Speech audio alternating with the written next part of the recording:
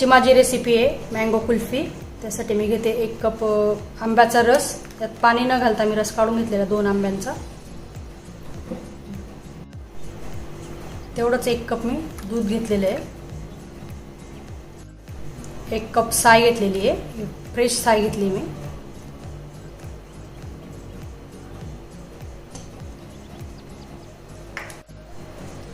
¾ cup मी milk powder घेतलं इथे। अर्धा कप पिठी साखर घेतलेली आहे। आता आपण हे हँड मिक्सरने मिक्स करून घेऊयात। तुमच्याकडे हँड मिक्सर नसेल तर तुम्ही मिक्सरमध्येही करू शकता।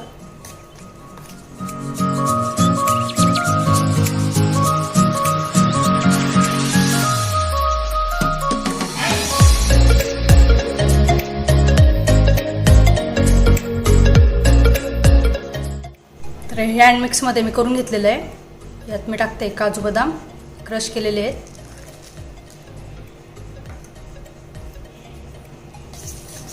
मिक्स करून घेऊयात।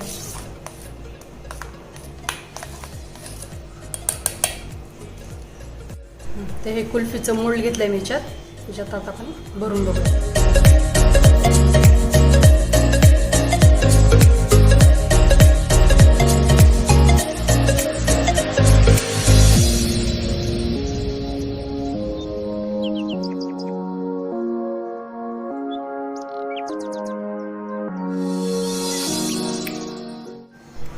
हे सर्व आपले भरून झाले आहेत। आता आपण याला 7 तास डीप फ्रीजमध्ये ठेवूयात।